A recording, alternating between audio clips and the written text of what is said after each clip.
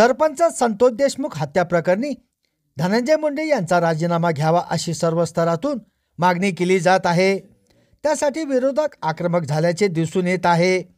शिवाय धनंजय मुंडे यांच्या पक्षातील काही आमदारही ही मागणी करत आहे। तर भाजप आमदार सुरेश धस यांनी तर प्रकरण लावून धरले आहे।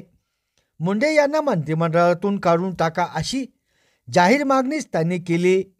तसे करता आले नाही तर त्यांना बिनखात्याचे मंत्री करा अशीही त्यांची मागणी आहे। त्यात आता शिवसेना शिंदे गटाचे प्रवक्ते आणि मंत्री संजय शिरसाट यांनी मोठे वक्तव्य केले आहे। त्यामुळे संतोष देशमुख हत्या आणि खंडणी प्रकरणी धनंजय मुंडे यांना भोवणार की काय असा प्रश्न निर्माण झाला आहे।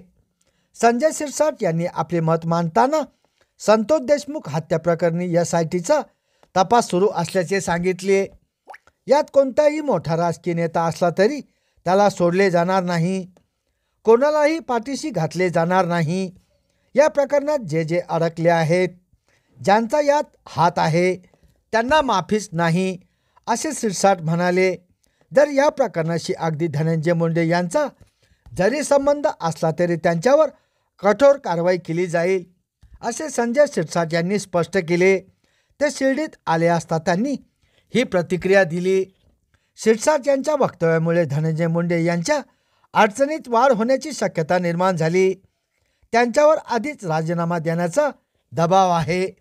त्यात आता महायुतीमधील सहकारी विरोधात जात आहेत, त्यामुळे राष्ट्रवादीवरही दबाव वाढला। पडद्यामागे काहीतरी घडामोडी घडत असल्याचे बोलले जात आहे। एकीकडे विरोधक आणि दुसरीकडे स्वकीय याच्या काठीत धनंजय मुंडे सापडले आहेत। अशा वेळी मुंडे स्वतः राजीनामा देणार की त्यांना महायुतीचे नेते द्यायला लावणार याची चर्चा आता राजकीय वर्तुळातून सुरू झाली आहे। संभाजीनगर समाचार न्यूज चॅनलसाठी सुनील टाक।